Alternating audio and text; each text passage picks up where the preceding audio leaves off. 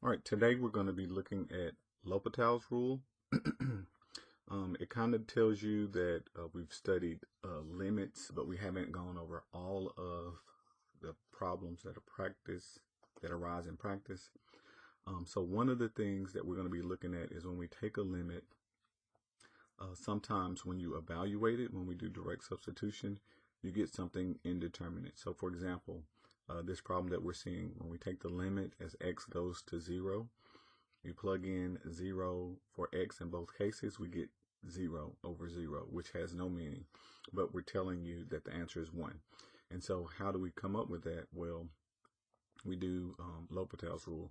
And so as you go through, it's kind of explaining everything, but basically boils down to when we get the indeterminate form, we're going to take the derivative of the limit. Now, we're not going to do quotient rule. We're going to do each derivative individually. So we'll do the limit of the top, the derivative of the top, and then the derivative of the bottom, and then you reapply the limit. And the formula shows that the limit of the derivative is the same as the limit of that original function. And so here's the proof. It kind of goes through the mathematics behind it.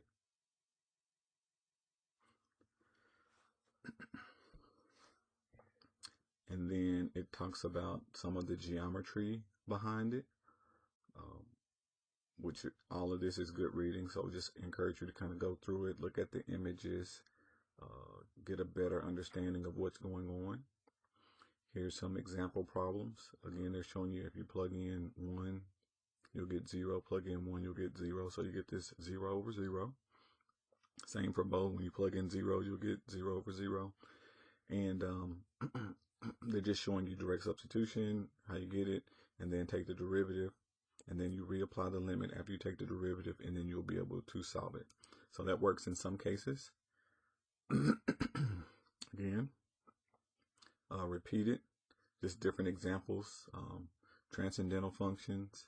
Sometimes you might have to do it multiple times. So here we took the derivative, and then we still got indeterminate 0 over 0.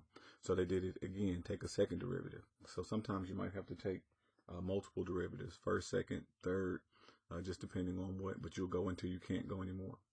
Now, there are some other indeterminate forms when we do limits. Sometimes you might get infinity divided by infinity. When you get that, infinity over infinity, again, we're going to apply L'Hopital's rule, take both derivatives, and then reapply the limit. So here are some examples of that whenever we're going toward infinity. And then we get down to another chunk of it.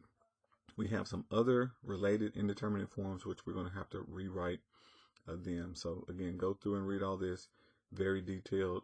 When you get 0 times infinity or infinity minus infinity. Now these don't satisfy L'Hopital's rule, but we're going to get it to simplify to L'Hopital's rule to one of the cases that we've talked about before, and then we'll be able to solve it.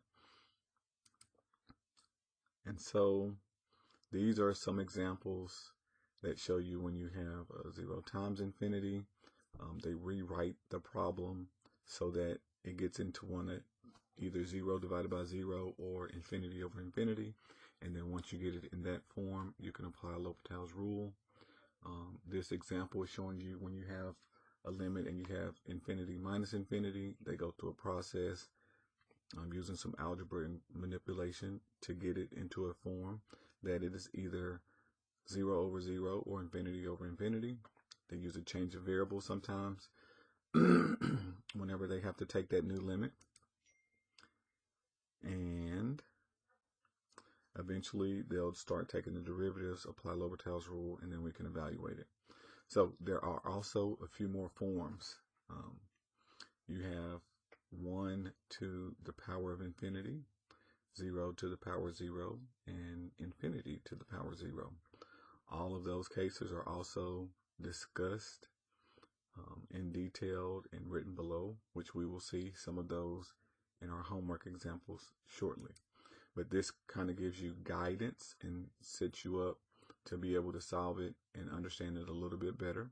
So if you go over these and kind of relate it to some of the problems we're going to be solving, you'll have a better understanding. So skim through this, look through your problems. I'm going to go ahead and begin to jump over to my math lab and begin working some of those problems. So you got several examples, and I think we should be getting to the end. So I'm not sure if we have growth rates. I can't remember if I saw that in the homework, but if we do, we'll go over that as well. It talks about some of the shortcomings of L'Hopital's rule. Also, just be aware of those and understand those. All right, let's jump over to my math lab.